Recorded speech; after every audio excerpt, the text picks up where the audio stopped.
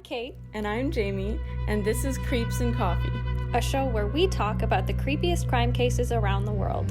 So, let's grab some coffee and have a chat.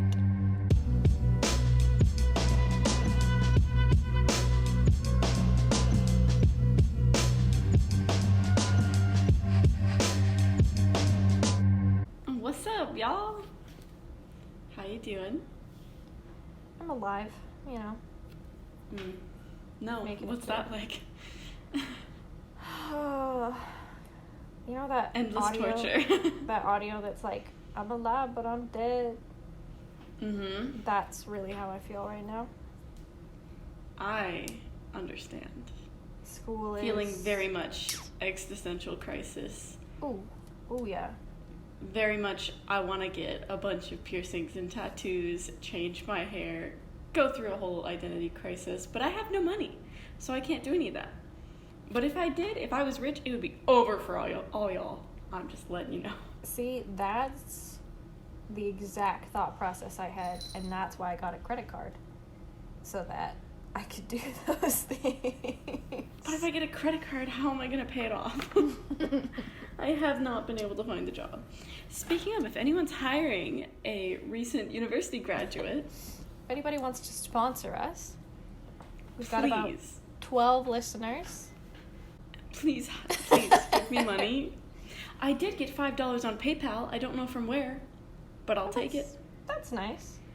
Yeah, so I think it's been a time for both of us lately. So we thought the best way to escape the trauma of our lives is to look into one of the most notorious killers in criminal history. I think as a forewarning for everyone, I think this episode should probably have a bit of a trigger warning on it. Yeah. And if not trigger, just a straight up content warning. We're going to be talking about Ed Gein, who is pretty messed up. There's going to be some talk of some mutilation. There's going to be talk of unhealthy family relationships. There's no sexual abuse that happens, so I guess that's good. That's about the only thing that's not going to be covered, though.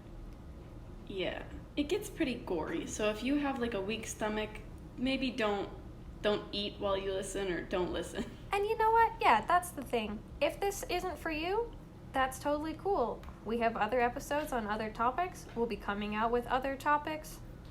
You don't need to listen to the murder ones. It's okay. We understand. We're not going to force you to be uncomfortable. And we love you. And we love you.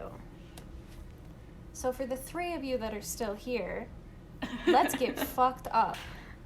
Hi, Mom, Dad, and Shirley. Yeah, so Ed Gein, I'm sure you're aware of that. Well, maybe you haven't heard of him, but I feel like he's pretty Well, the thing is, known. I think the thing with Ed Gein is that even if you don't know the name, you know him. Yeah. And we're going to touch on that probably closer to the end of the episode. But a lot of the horror that is Ed Gein made its way into pop culture in an unfortunate way. I think in a very similar way to... I was going to say the greats. That's fucked up. In a very similar way to some of the more popular names. Ted Bundy, Jeffrey Dahmer, John Wayne Gacy. A lot of Ed Gein's story has been taken and fictionalized and twisted into this, like, super intelligent, well-plotted thing. But reality is, that's not the case. And I mean, to be fair, it's not the case with the other guys I just mentioned either. Like, if you really look into them, not the smartest of dudes. But Ed Gein is a special exception to every rule. And I know I talked a little bit about this in our first episode when we were talking about Alan Legier. But I think we can both agree in order to get a grasp on who someone really is, we kind of need to look at where they came from. Yeah. Because, like I said with Alan Legier, it doesn't excuse any of the things that they've done, but it does help us figure out why. Yeah. Because that's something I feel like a lot of people don't really think about. Like, when they hear, oh my god, he murdered like 10 people, why would he do that? Well, we're going to tell you, like, the most compelling reasons why. Well, exactly. And I think that should happen in every case, honestly. Absolutely. And I just want to be extra clear on it. Like, by us talking about this, in no way is it us saying, look how fucked up his childhood was. He was meant to turn out like something like this. Everyone should feel sorry for him. He had such a rough time. No. I feel no sympathy for him. Yeah. I mean, like, I wouldn't wish it on anybody. But... it sucks, but it's not an excuse. Exactly. That being said, let's look at Ed Gein. So... yeah. Everybody knows by now that I love my history. So I will do... Sorry. Thank you for your input. I will do a small deep dive on the history of Ed Gein. So Edward Theodore Gein was born on August 27th, 1906 in La Crosse County, Wisconsin. He was born to George Philip Gein, who was born in 1873, and his mother was Augusta Wilhelmine Gein, born in 1878. And Ed was the youngest of two boys. He had an older brother named Henry George Gein, who was born in 1901. So 5 years older than Ed. Just the two boys, two parents. Small, normal family on the outside. Inside was a little bit different. Isn't it always? So if we look at George Philip Gein was the father of Ed. He was a career hopper. I think that's a good way of putting it. He worked many, many different small jobs around town. Eventually, he bought his own grocery store, which is kind of a unique job.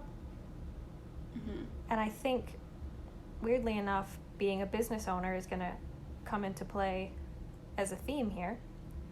Mm-hmm. Unfortunately.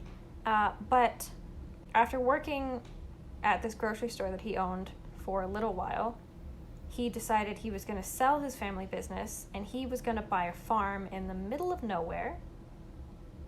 And sketch, but okay. Exactly.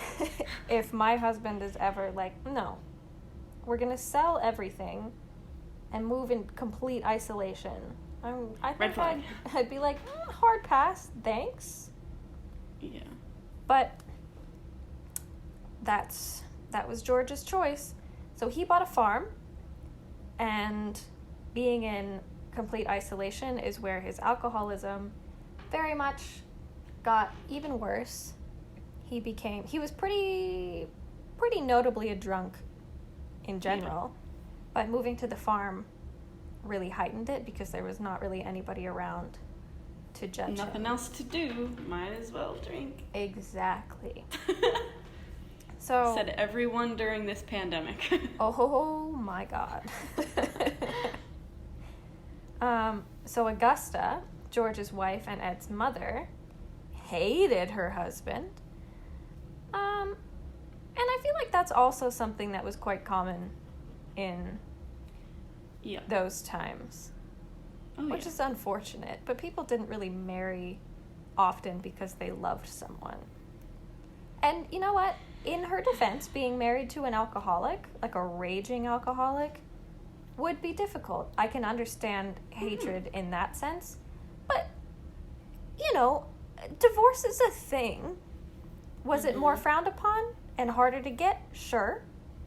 But I think I would prefer that over the alternative of openly hating your significant other. For the rest of your life. Yeah. But as much as she hated George, Augusta really enjoyed being on this farm in complete isolation. because Augusta did not like people interacting with her sons. She was a bit cuckoo. She was a bit stupid. She actively turned away outsiders from her sons. She punished both Henry and Ed for making friends, which is fucked up. To no one's real surprise, Augusta was a very, very religious woman. She was a Lutheran. She read the boys' scripture, is that what it's called? Stuff from the Bible. She read... Oh, yeah. I feel like scripture's a word that... That makes sense. Yeah. And this is... We don't know.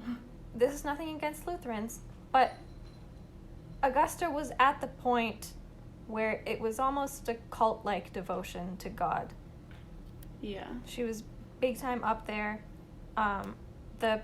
The pieces from the Bible that she read were a lot about death and destruction and immorality. And she Good really... stuff for children to hear. Exactly. She was very well known for preaching about how the world was just immoral in general, that it was a naturally immoral place, that drinking was evil, which, you know what, I'll give you that, especially if your husband's probably abusive. Most interestingly to me was that she had a fervent belief that all women, except herself, were instruments of the devil, and that they were all basically whores trying to use sex to lure men and ruin their lives.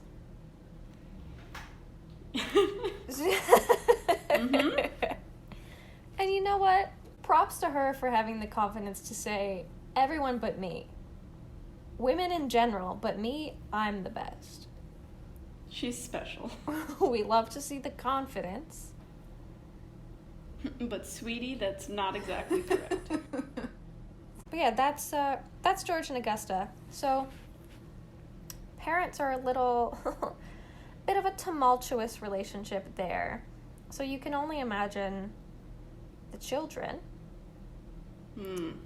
Henry, there's not much known about Henry, Ed's older brother. Just that he didn't really like his family, which is fair. And he eventually worked as a handyman for a while, which was a pretty common career back then. Riveting stuff. I can only imagine what their childhood was like. What a beautiful segue into my section. Yeah, so the kids didn't have the easiest childhood, obviously. What do you mean?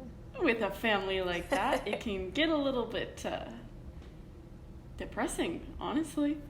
The kids were kept isolated on the farm for a lot of their childhood because, gotta keep away from all these devil-worshipping women and stuff. These whores. Yeah. They're trying to steal my sons away. They're from Wisconsin. I don't know why I gave her a southern accent. What is a Wisconsin-ish accent?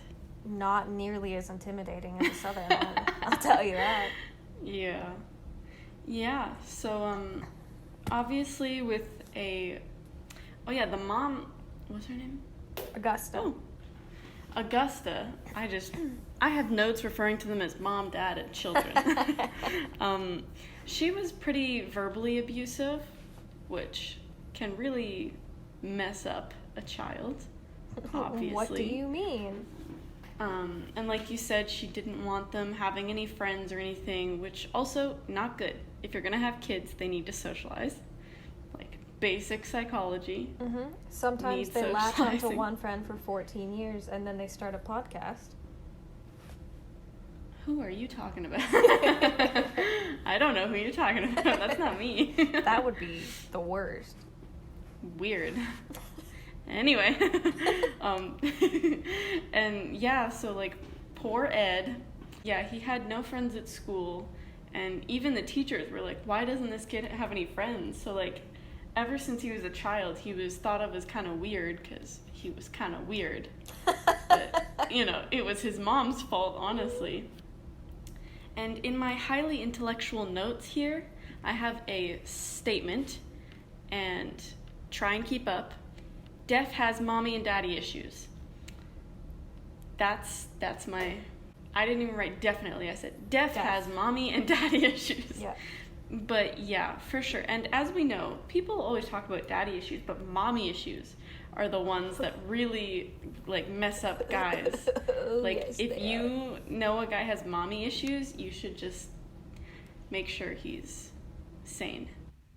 Because, like, it can get pretty toxic and pretty nasty.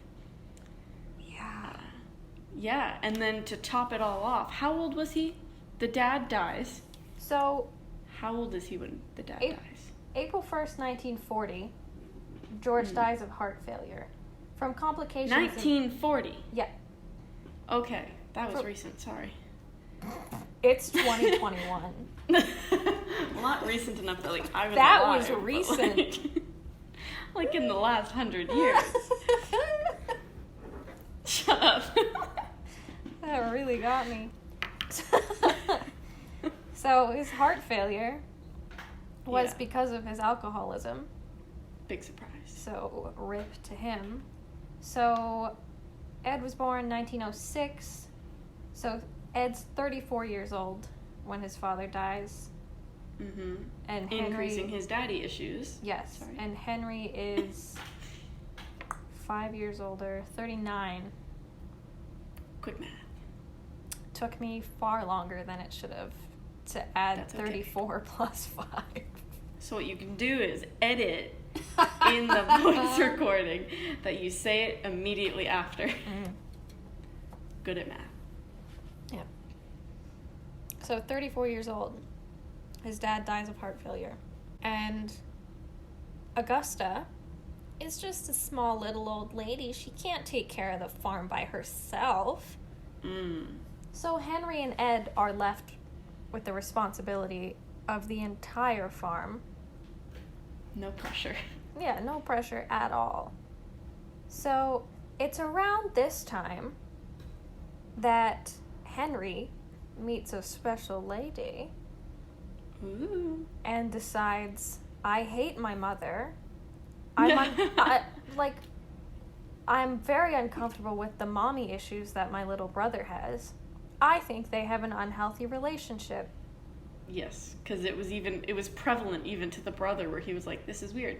This is weird and I hate it. So Henry and Ed are both working as handymen, doing jobs around town to try and make money to keep up with the farm. Ed is also working as a babysitter at this time. No. Which I hate. Oh, no. Henry is telling Ed that he's planning on moving away from the family farm. He wants to move in with his girlfriend, as a 39-year-old man should.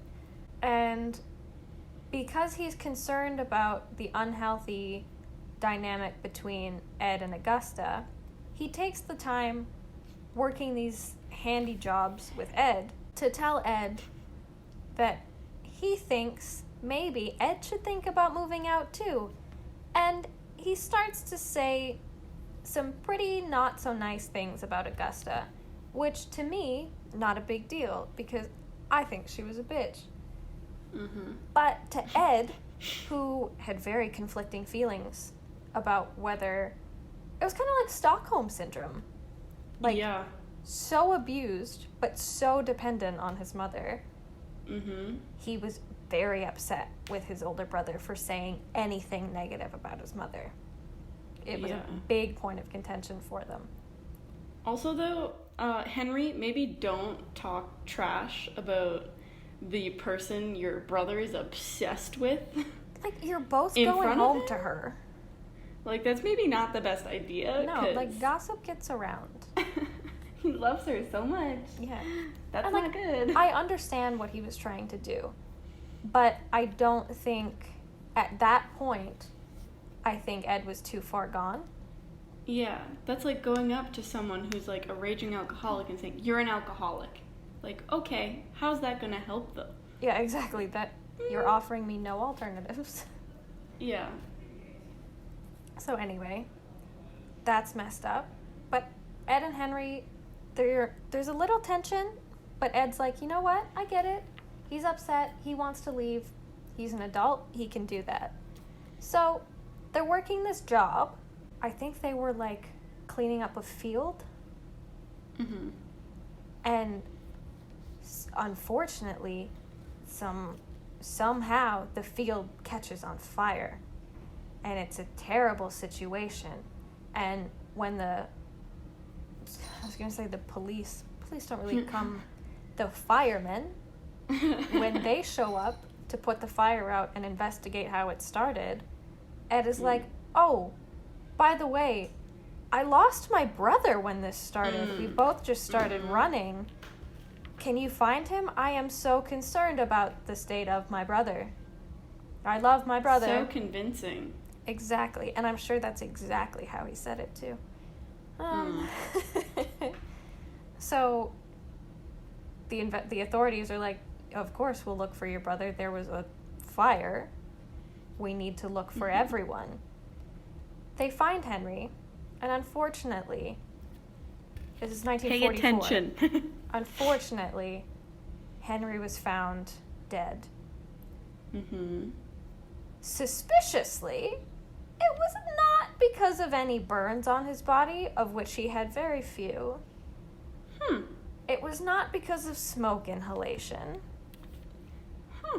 Autopsy results showed that there were some pretty serious head wounds. Mm-hmm. And what was the cause of death?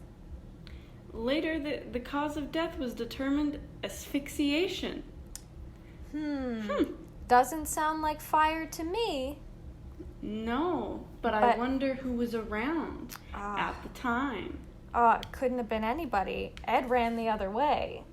No, you're right. He's totally innocent. Yeah. So, the 1944 police are like, it was a fire. And no one questions it ever again. Little suspicious. It's fine. Everything's fine. I literally wrote, gee, I wonder who did it. Like, the police didn't think, like, that's a little weird. They just thought, what a shame. Police don't think like that now, let alone in 1944. Fair.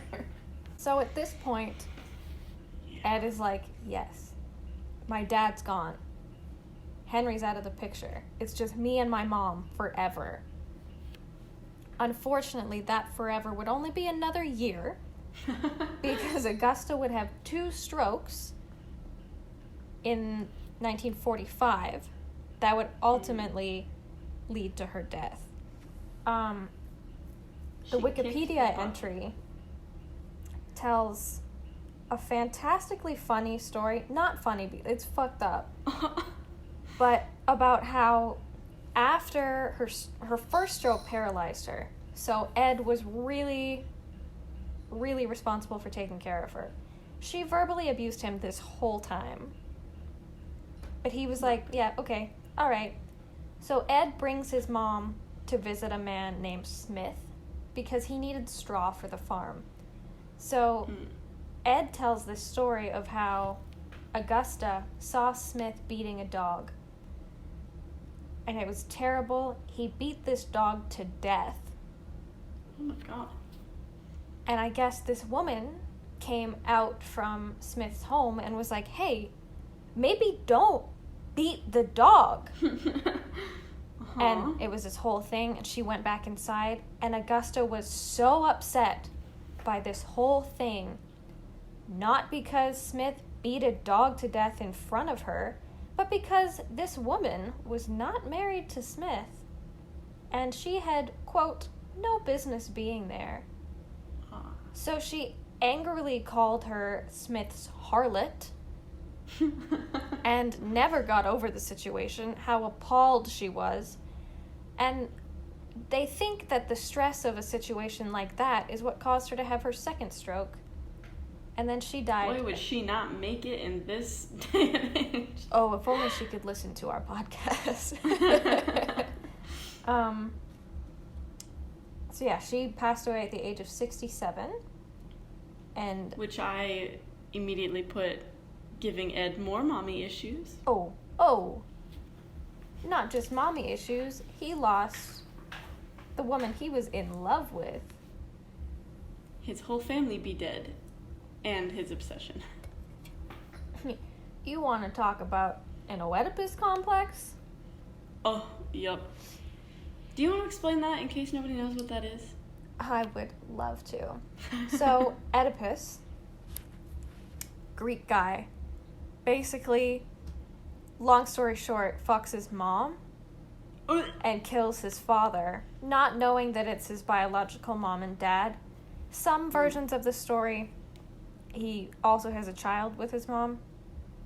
Some versions, no. That's not relevant. That's just a fun fact that I like to sprinkle in. So, anyway, our buddy Freud, I'm sure you know him. He looks at this story of Oedipus and he says, fuck yeah. That's what everybody wants to do. So he comes up with this thought process called the Oedipus complex, wherein everyone has the internal desire to fuck their parent of the opposite gender and is in constant competition with the same gender parent for the affection of the opposite gendered parent. Yeah, also, not entirely accurate. Don't maybe listen to him. Yeah, Freud disproven in a lot of ways. Freud, we know you were a big stepping stone in psychology, but I'm shut pretty up. sure Get out. Freud wanted to fuck his mom and was like, yeah, everybody wants to do this, right? Anyway, so yeah, big time Oedipus complex happening for our pal Ed. Also, if you look him up, he's creepy looking. Ed Gein or Sigmund Freud? The answer is yes to both. Yes, exactly. But specifically Ed Gein, if you look him up, he kind of scares me. He is quite disturbing. Like, he looks like, he looks like somebody who would do... So, that is the death of Ed's mother is the ultimate stressor for what is about to come. And what that is a whole shitstorm of messed up. I think that's the best way to describe it. Yeah. So, I think the best way to dive into this is to think about Ed's level of infamy in the true crime world. Because what I was surprised to learn in all of this, and I think you were too, not to speak for you, James, but I think you were also surprised, that despite being recognized as one of the most notorious killers of all time, just big-time criminal, Ed Gein is only known to have killed 2 people. For sure. Yeah. Like, the brother, probably. There's probably some others thrown in there. He's a suspect in a couple other cases in Wisconsin, but it was never proven. But he admitted to these 2. Yeah. So, like, I don't know. I feel like with how fucked up everything he did was, I just assume there would be more. Not that 2 isn't a lot. It's 2 too many. But for a guy as not right in the head as Ed Gein, Yeah. I think it could have been a lot worse. Mm-hmm. So we thought that the most respectful way to talk about these victims would be to actually acknowledge who they were. And you know what? It was actually quite difficult for me to find relevant information about their lives. More so the first one than the second one. Mm-hmm. But everyone, like, Googling their names, every article that popped up was like, oh, Ed Gein killed this lady. Anyway, moving on.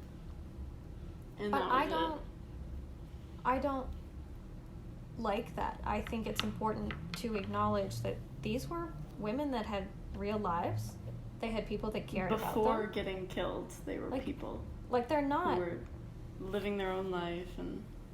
They're not They're not just their deaths. They're not characters. It's not a cool thing that they got wrapped up in this. They were murdered. I think if we're going to mention them, which we are, I think it's important to give some background on who they were. Because they were pretty cool ladies. I think that's a wonderful idea. Thank you. Very respectful. Thank you. I try.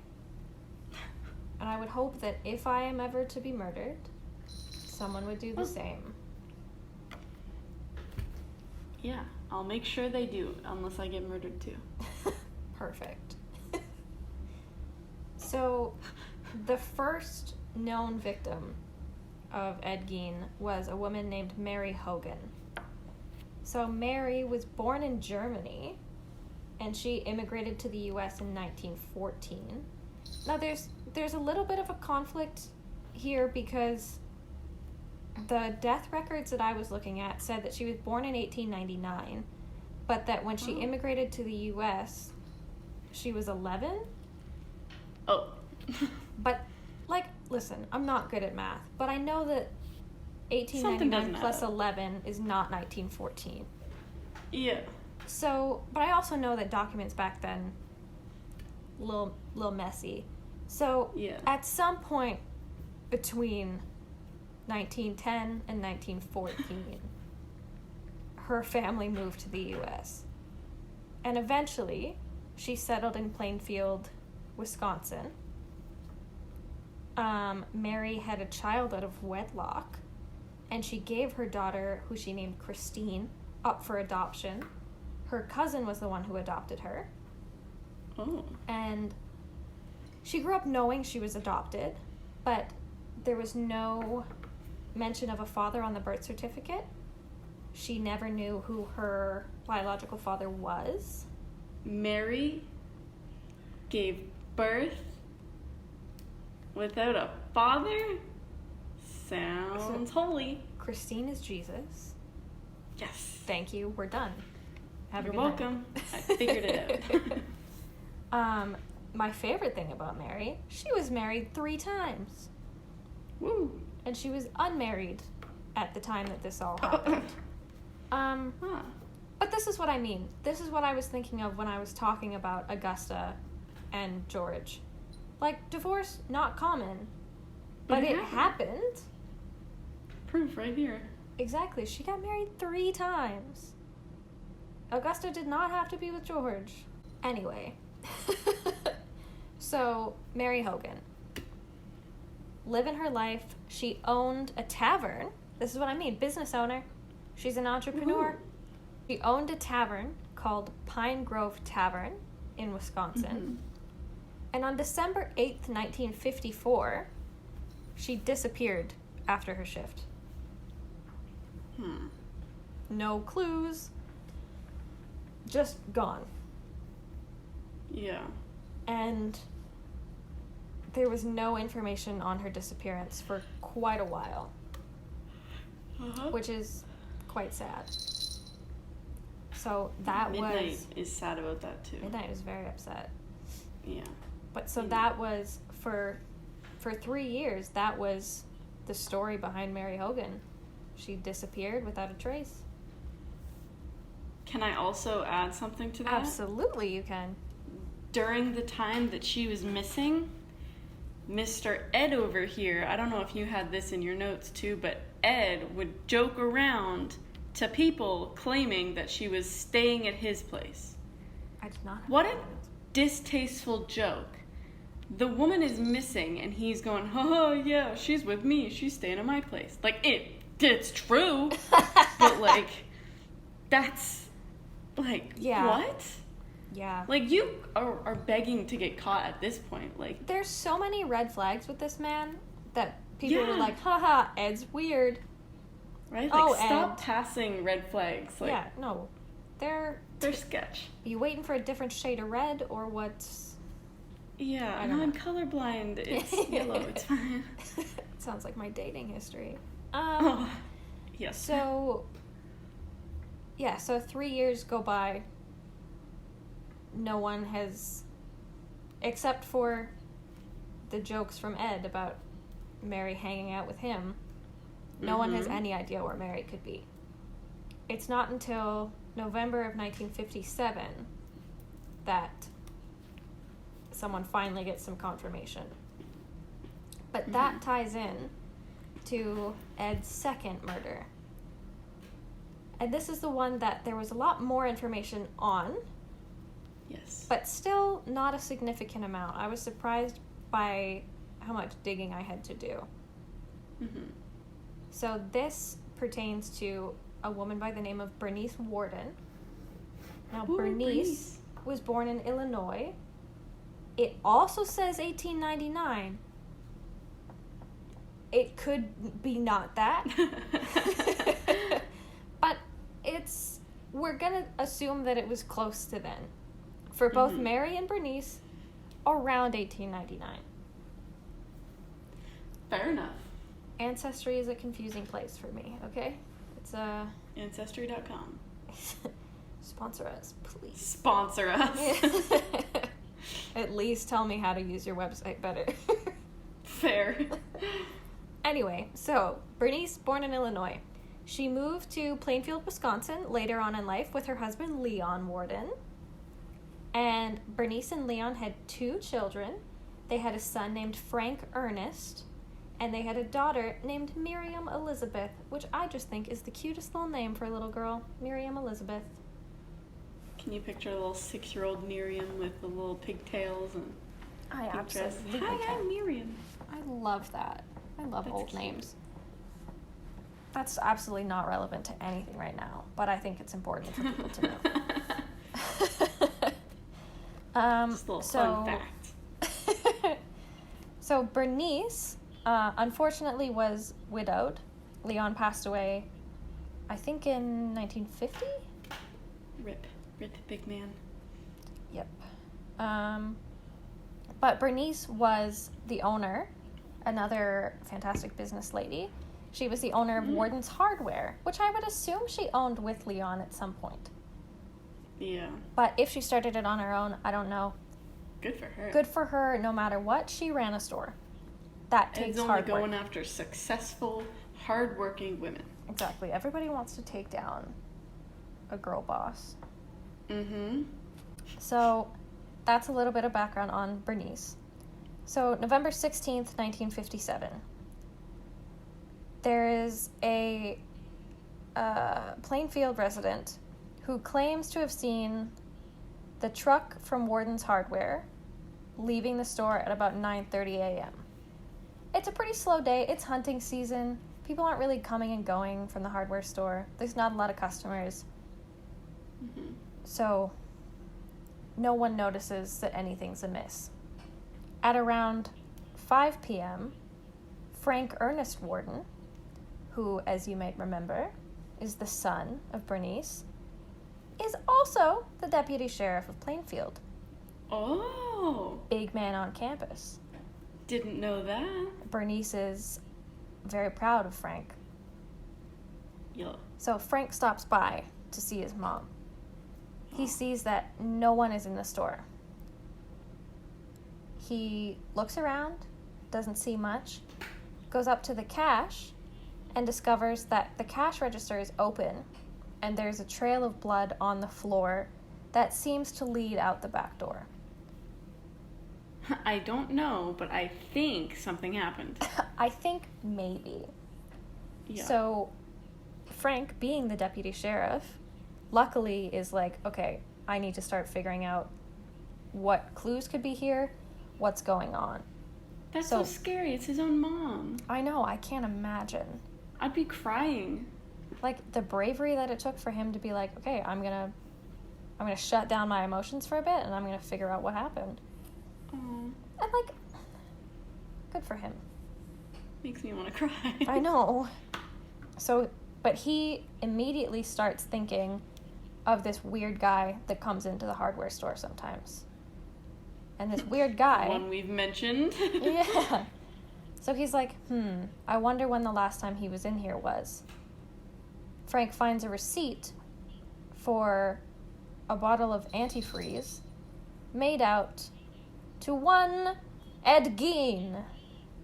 Dun dun dun. So Frank is like, fuck, that's the weird guy. Yup. Immediately goes looking for him. Deputies find him. Yep. Sorry, can I add? I found just a similarity with the two women going missing. Didn't they both have like a trail of blood or something? That was all that was left. Yeah, pretty much. Yeah. Anyway, Yeah. sorry. Continue. So Ed has a pattern. Mm-hmm. Or he's establishing a pattern. He doesn't get to Yes. develop it any further because Frank sends out his boys immediately. He's like, find this guy. Mm-hmm. Because whether he killed her or not, or whether he's done something or not, he knows something. They find him, I believe, at a grocery store that day and arrest him immediately. As they should. And then Frank is like, okay, well, we have him. We need to search his farm. Mm-hmm. And unfortunately, that's when shit hits the fan. So, I said Mary and Bernice were tied together a little bit because it is at this time that the remains of both women are finally found. Gore warning. Yes. Gets gross. So, Bernice is found quite heavily mutilated. They found her in a shed on the property, basically without going into too much detail, hung upside down like an animal in slaughter. Yeah. She is cut open as though her organs are about to be harvested. They also find the decapitated head of Mary Hogan. No one talks about if they found any other parts of her body on the property, but they did find her head and another thing, which we'll talk about in a second. Mm-hmm. But it is at this point that the deputies discover a lot more than they were initially expecting. Yeah. I also just realized this is probably going to be our longest episode yet. 'Cause Absolutely it is. we have so much still to go over. Yeah. Yeah. So, like, painting the picture that you probably don't want in your brain. Ed's farmhouse, disgusting. It was like hoarder conditions in the first place. Mm-hmm. And to top it all off, should I just say it? He fancied himself a bit of an artist. Yeah, he specified his talents in interior decorating. Oh no. With humans. Mm-hmm. Mm-hmm. And I don't mean like co-decoration, I mean like using skin from humans to decorate. Mm-hmm. Do you wanna list off some examples? I can list some off too. Sure. Don't eat anything while you're listening to this, guys. Yeah, this is the point where it's gonna get gross. Yeah. So, first thing they find is a lot of just straight up human bones. Mm-hmm. They find a garbage can made of stretched human skin. They find human skin upholstered chairs. Yeah. So skin stretched over the seats of chairs as if it's fabric. Which would not be comfy, by the way. I wonder, this is a fucked up question to ask, did he stuff it like a cushion? I would assume so. But also, yuck. Yeah. They also found skulls on his bedposts. They found some more skulls, specifically female skulls. Some of them whole, some of them with the tops cut off that were being used as bowls. Okay, it's been pretty gross up to this point. It gets a lot worse. So what they find at this point starts off with a corset that they've made, a corset that Ed has made out of female torsos skinned from shoulder to waist, including the breasts, that was referred to as a mammary vest. They found leggings made from female skin. They found masks made from female faces that were skinned, including one of Mary Hogan. They found 9 vulva in a shoebox. 2 sets of those were from girls who they approximate were probably about 15 years old. And one of those girls' dresses. Gross. The one that gets the most traction is probably the belt that he made out of female nipples. It had a buckle on it and everything.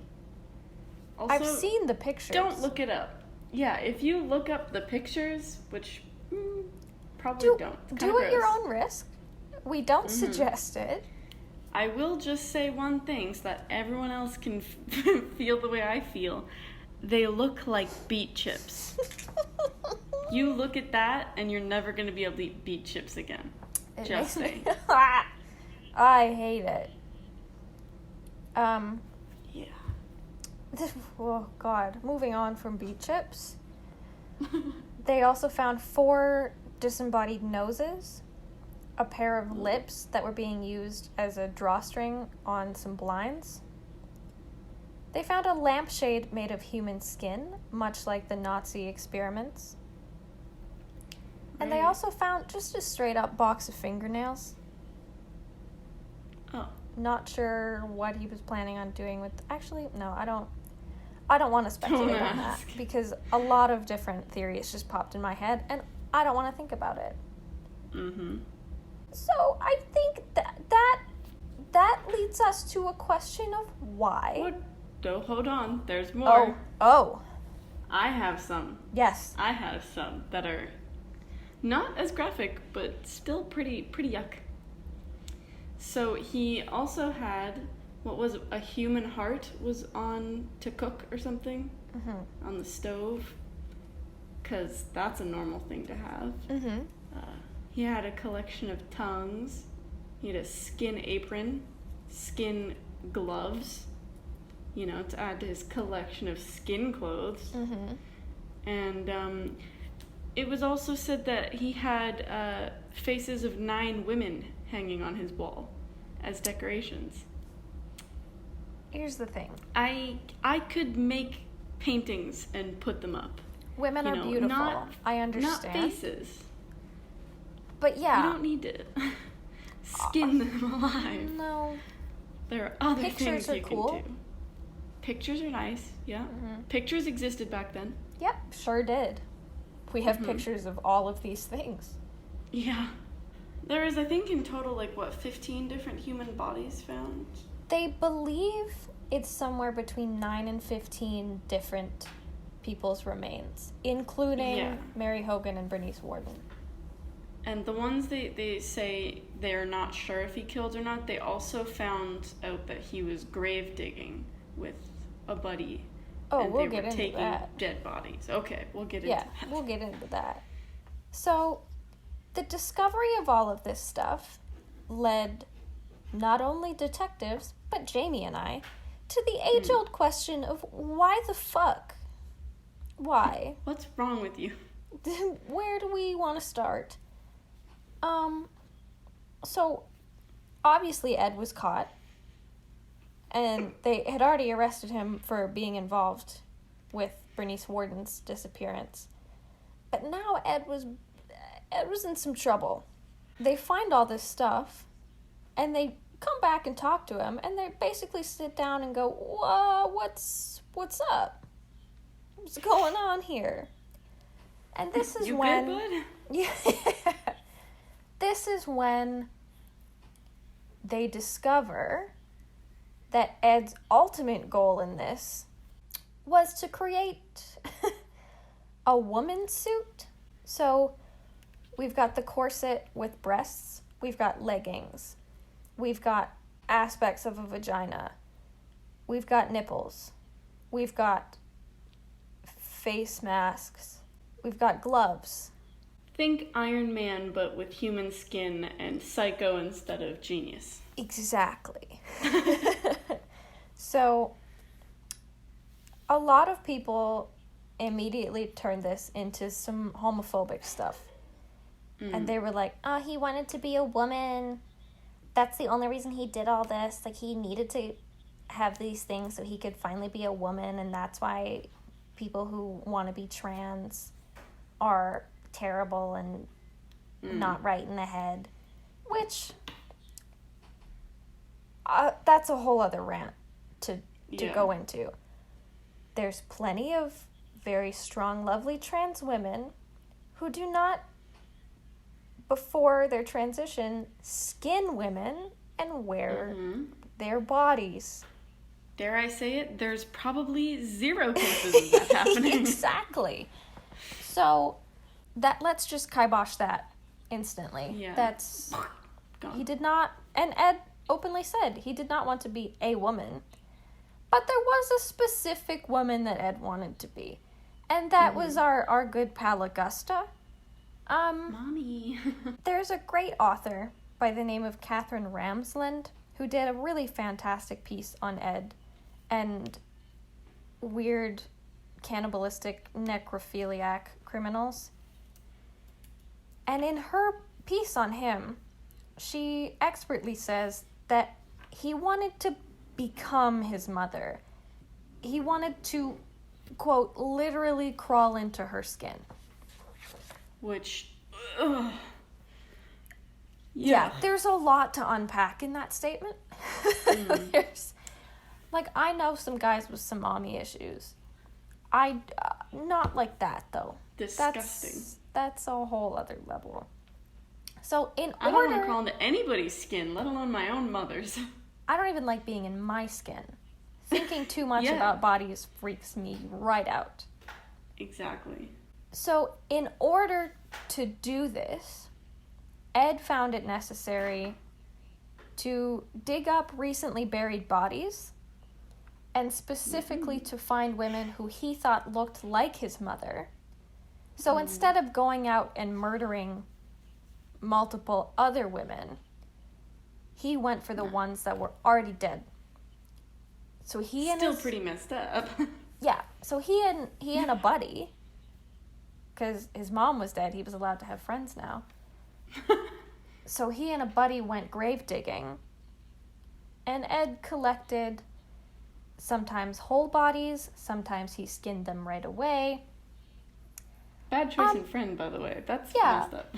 Weird thing about Ed, too, is that he typically returned jewelry and stuff. Like, didn't take any valuables. It was just like, I'll take your skin, thank you, see you later. Here's your wedding ring, though. Yeah. So, he used the skin of these women for his woman's suit to become his mother. The police, in their search, also discovered that, like Jamie said, very hoarder-like house going on. But there were rooms that were boarded up. And the police were like, oh, if this is what he's putting in his living room, what's in the boarded up rooms? Yeah. So they opened those up, perfectly preserved, perfectly cleaned, kept in absolutely perfect order. And these were all rooms that his mother frequented. So her favorite places in the house, he kept perfect for her so that when he became her, he could still enjoy the things that she enjoyed. So basically what's theorized is that Ed was putting on this woman's suit. And then the dress of one of the 15-year-olds that he had stolen from the grave, they think he was wearing the dress around the house. So, absolute definition of mommy issues are happening. Yeah. And, we could talk for a long time about that. But I think the conversation naturally goes to his trial. And what the fuck happened after the police... Okay, this is one thing I want to talk about. The police that found that shit, the trauma that they must have endured... Yeah. Yeah, nice visuals for the rest of your life.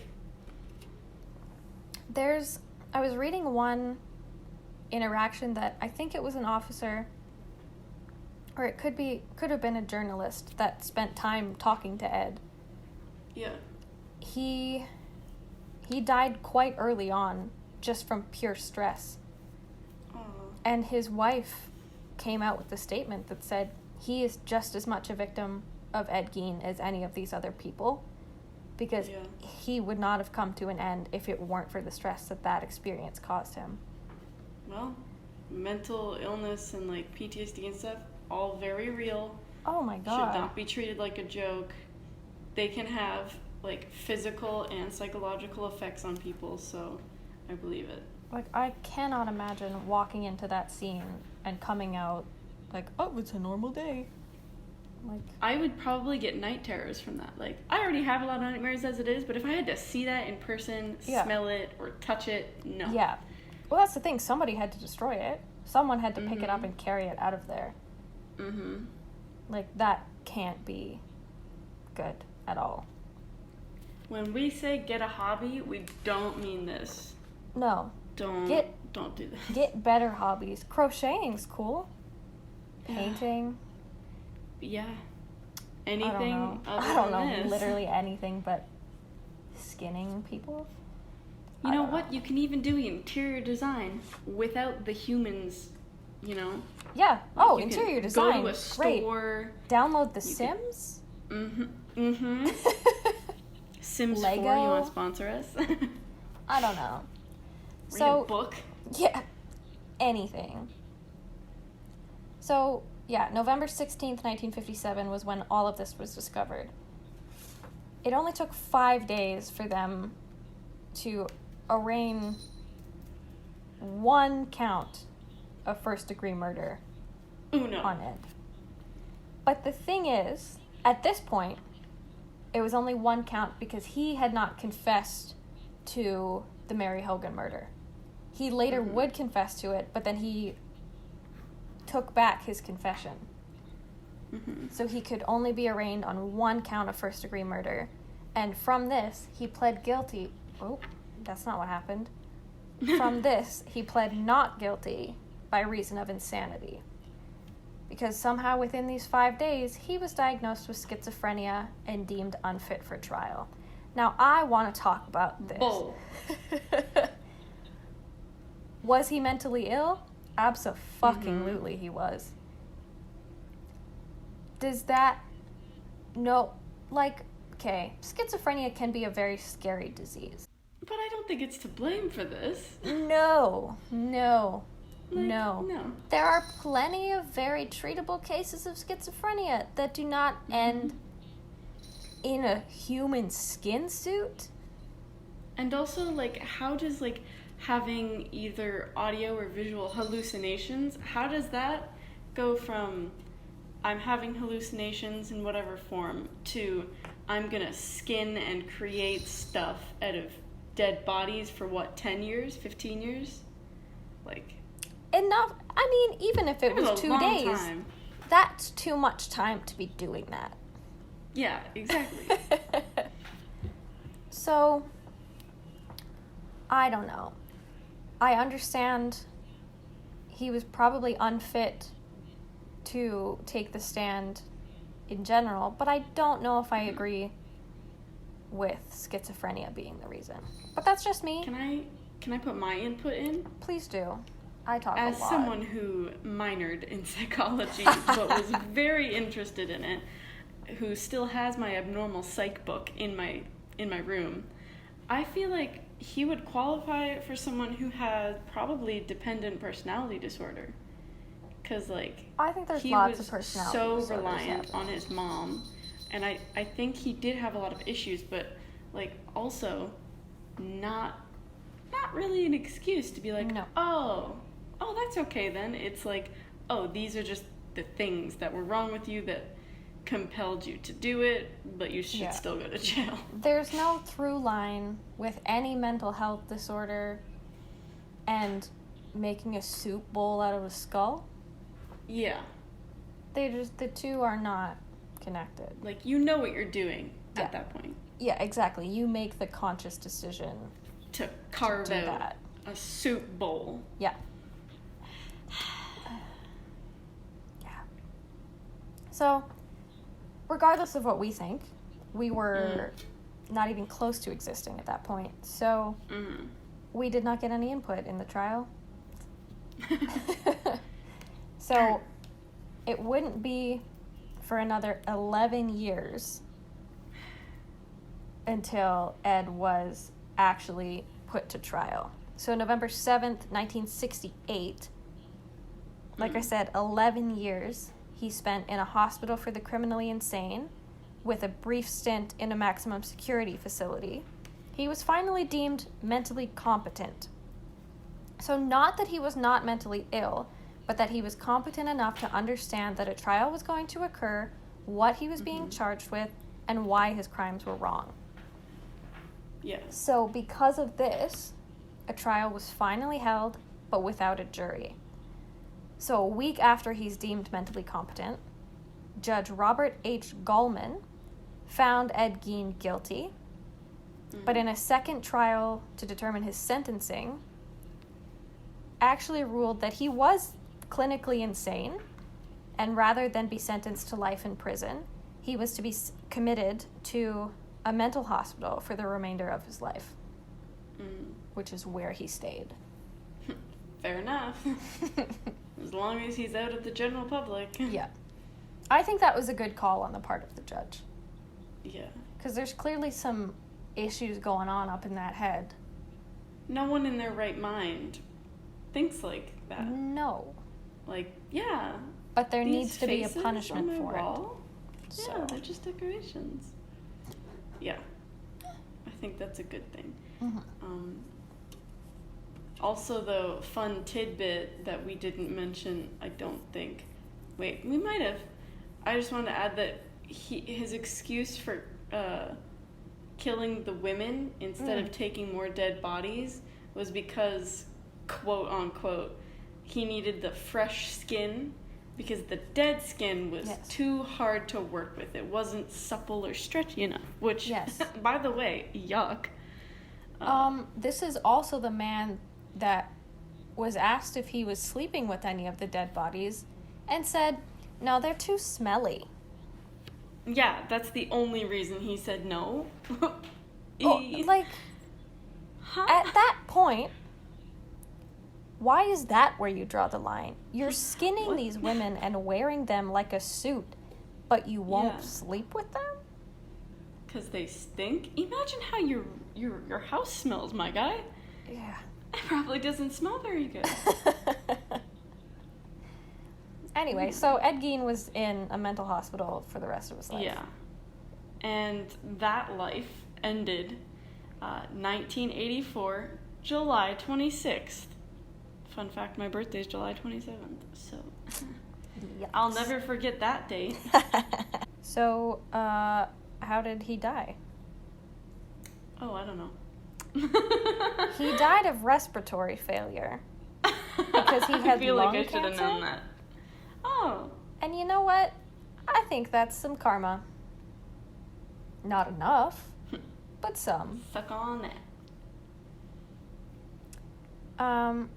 And I shouldn't laugh at this, but I do.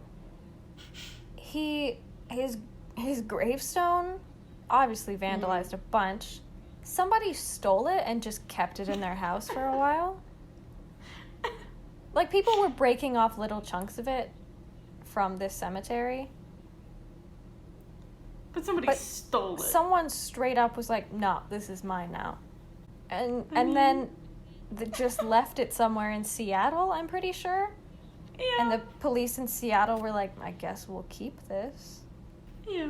So they, instead of moving Ed's body to a place where people still couldn't vandalize the grave site, they were like, we'll just make it an unmarked grave.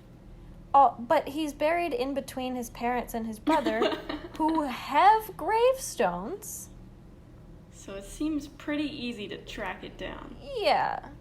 Honestly, I'm surprised nobody's dug up his body and been like... And made a skin suit. Yeah, watch me make a skin suit from the Skinner Scoot. You know where I'm going.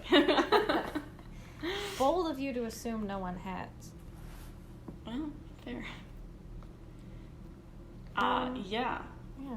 Also, though, his house burned down, right? There was a fire. Oh, yeah. What a shame. That pit of disgusting and despair. What a shame it's burned down. So a couple years after everything was sort of found out, Ed's in the mental hospital. Everything is peachy. The authorities hire like a crime scene cleanup crew to come and like clear out the property.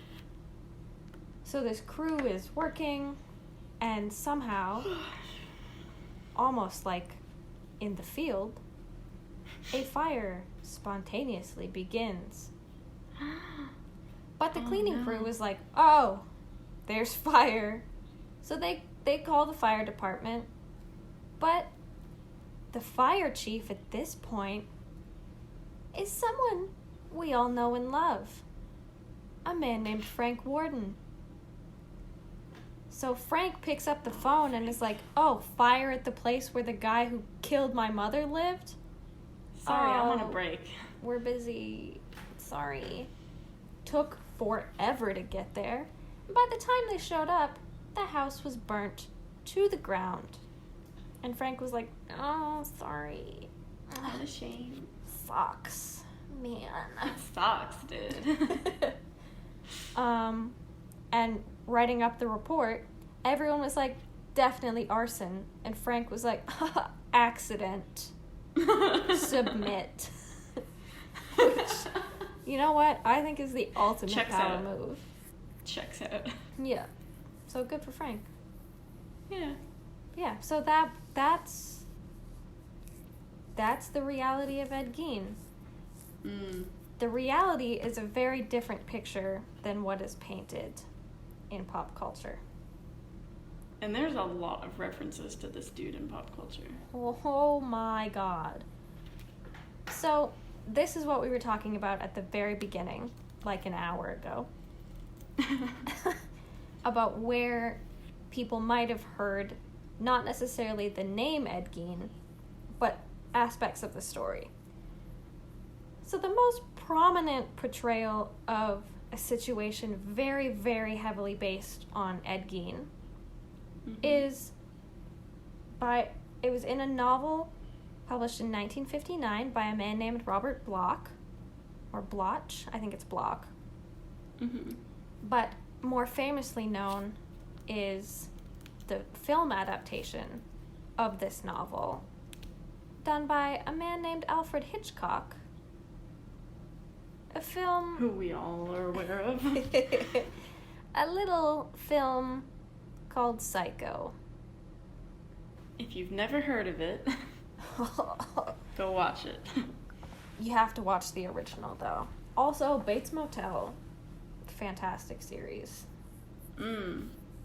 Probably one of my favorite shows. Which is probably fucked up, but... I was gonna say, that shows how messed up we are. Yes, but it's a fantastically well done show. It's like a prequel to the movie Psycho. Yeah. And it's amazing. But yeah, so Norman Bates, the main character in Psycho, if you don't know, or if you just need a quick recap, is basically in love with his mother, super obsessed. In the prequel to the film, his older brother is like, hey, kind of unhealthy, maybe don't. Norman does not like that, has an estranged relationship with his mother, and basically turns into a killer. They own this motel, and he starts to preserve his mother's things as she starts to die. And in the film Psycho, moving on from Bates Motel, in the film, he saves her body and dresses up as her and runs the motel as if he is his mother. So, very, very, very based on Ed Gein's story. Yeah. There was more. So there were films made both about and inspired by Ed Gein. Right. So the films that were kind of about, I will just go through very quickly. So there was a film that came out in 1974 called Deranged. It was directed by Alan Ormsby and Jeff Jeff. There was a film that came out in 2000 that was called In the Light of the Moon. When it was released in the US and Australia, it was just called Ed Gein, like straight up just Ed Gein. But that was directed by Chuck Perrello. There was a film in 2007 called Ed Gein, the Butcher of Plainfield, which was directed by Michael Pfeiffer. There were 2 Rob Zombie movies. There was like a series of movies by Rob Zombie about Ed Gein. The first one was House of a Thousand Corpses, and then its sequel, The Devil's Rejects. And perhaps most absurdly, there was a comedy that was released in 2010, directed by Steve Russell, called Ed Gein the Musical. Now hear me out. I love dark humor. It's great. And I love musicals. But this is taking it a little too far for my taste. Like, there's a fine line you can play on between dark comedy, dark humor, and just being tasteless and crass. Exactly. Because it's like, I get it, you're trying to make it fun and, like, upbeat or whatever, but we're talking about murder. It's not fun. It's not really musical worthy. No. So, like, the closest thing I can get to with that is, like, Sweeney Todd. Yeah. But I feel like that was just really well done. And it was, is an and exception. it was fictional. Oh, yeah. Loosely. Yes. But I mean, but, like, there was This is straight up. No one was really affected by singing about the demon barber of Fleet Street. Yeah. Many people were affected by Ed Gein the musical, especially being a comedy. Yeah. But, you could have done it with a different genre. Absolutely. Just not comedy, make it horror, make it scary. Look at something like Come From Away. A Broadway musical based on 9/11. Mm-hmm. Done beautifully. Highly accredited. Mm-hmm. There's comedy in it, but it's very tasteful based on the experiences of the individuals under those circumstances. Yeah.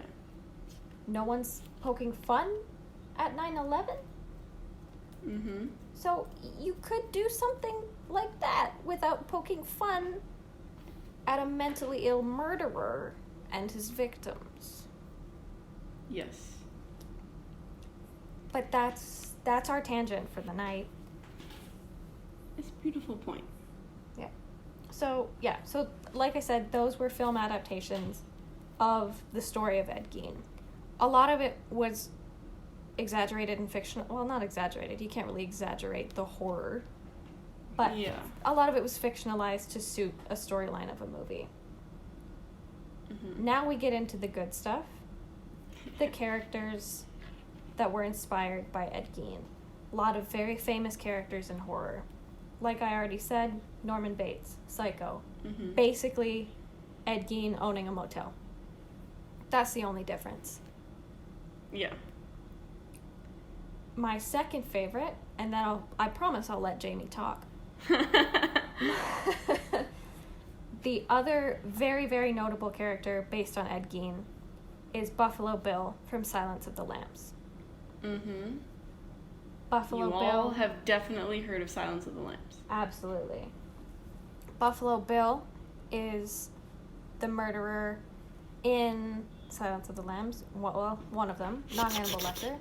Buffalo Bill is a character in Silence of the Lambs.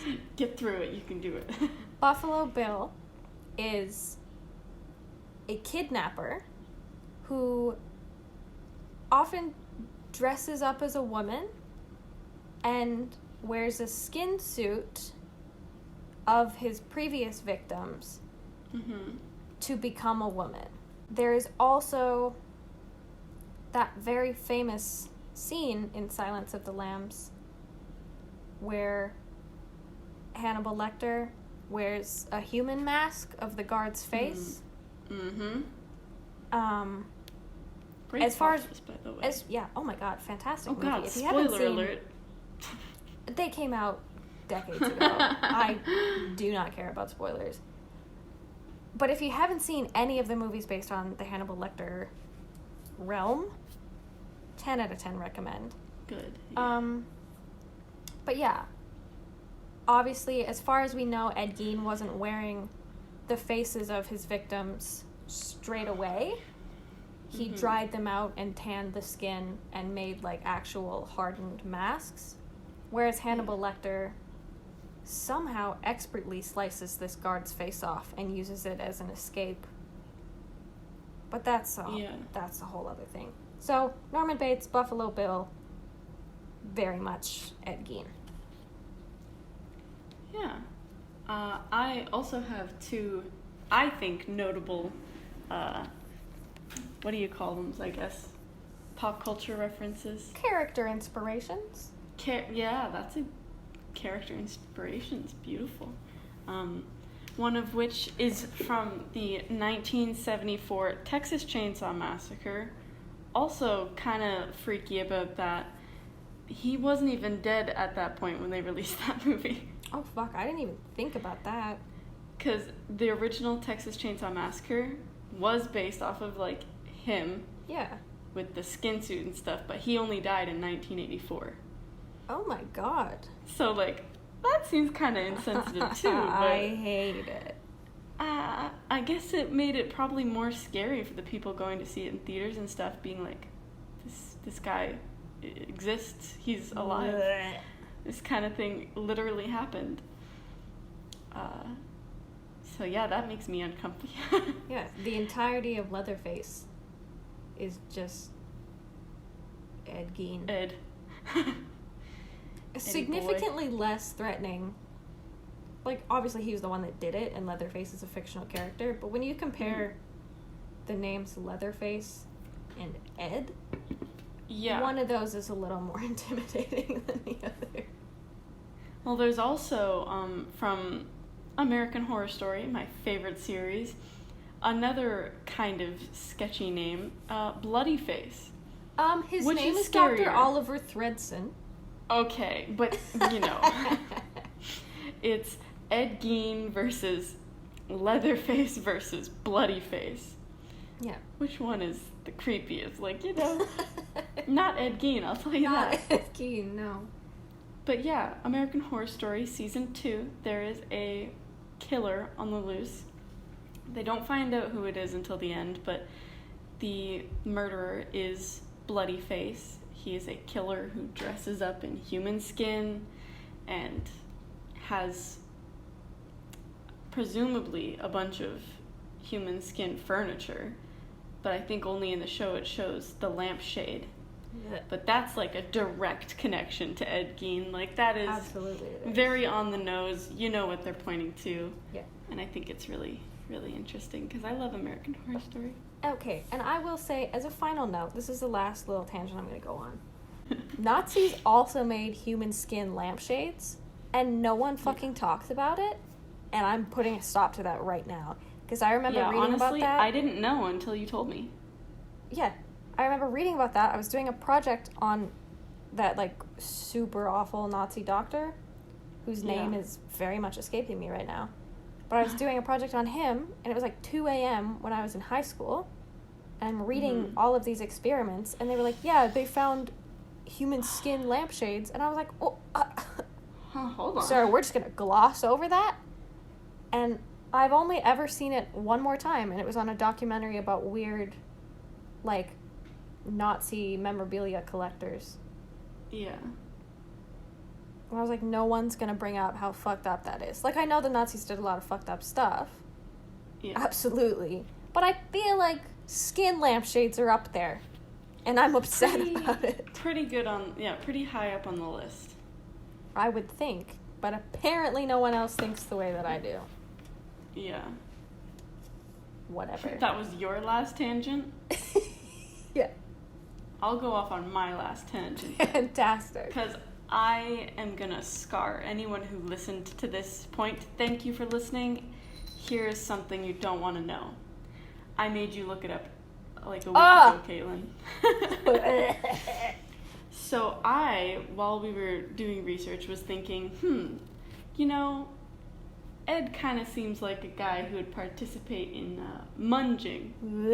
I'm not going to spell it for you, but if you want to look it up, go ahead. Find Urban Dictionary, look up munging. It's spelled exactly the way you think it would be. I don't even think I should explain it. I think I should just say, go look it up. You'll regret it. At your own risk. Like, I dare you to. Please, I don't want to get any emails that were like, Jamie told me to look up munging, and now I'm throwing up. Like, I don't want to read those. You're welcome. Yeah, I was forced into it because I saw a TikTok that said, I dare you to look up the definition of munging, and I was like, haha, like, I'm not a wimp. I'll go look it up, and immediately I was like, oh! I have to tell Caitlin. Yeah, thanks for roping me into that one. Had to share my misery. But yeah, I think that's it for me. I think that's it for me, too. I think there's a lot to talk about with Ed Gein. Yeah. But I think the overall final note that I'd like to end on is that mental health issues are a serious problem. Mm-hmm. Especially stemming from early childhood traumas, like he absolutely experienced. But like Jamie's been saying this whole time, they are not an excuse for anything like this. They are not to be trivialized. They are not to be stigmatized. People who have mental health issues are not going to end up like Ed Gein. Mm-hmm. They need help. But they're not something you should, like, actively be scared of. That was, like, an extreme case. Absolutely, it's an extreme case. So... honestly, I think we all have mental health issues, and we should all go get therapy. I think therapy should be free. Exactly. Free therapy means no more Ed Gein. And math. I think that's the kind of math that I can get behind. Therapy plus no money equals no more reoccurrences of people like this. Beautifully put. Thank you. Thank you so much for listening to all of this. Yeah. We hope you enjoy. We promise next time, well, I was going to say won't be as long, but it might be. We're getting more into this. Depends on the topic. Yeah. If you also depends on the time. It's 2 a.m. for me. That's true. I'm on my second Monster Energy. I could keep going for hours. Oh, God. If you want to get in touch with us, if you want to check us out on Instagram, you can follow us there at Creeps and Coffee. The and is just an N. Or on Twitter at Creeps and Coffee. It's the full and in that one. I could not get the same on both. Trust me, it annoys me too. Or you can send us an email at creepsandcoffee@gmail.com if you have any episode suggestions, any comments you'd like to share with us about any of the episodes we've done, or you just want to tell Jamie that you can never eat beet chips again gross. And munging is disgusting. We hope you have a great evening, morning, a great time. Great life. Have a great life. Get better hobbies. Please come back. Oh. Beautiful. Yes. And scene.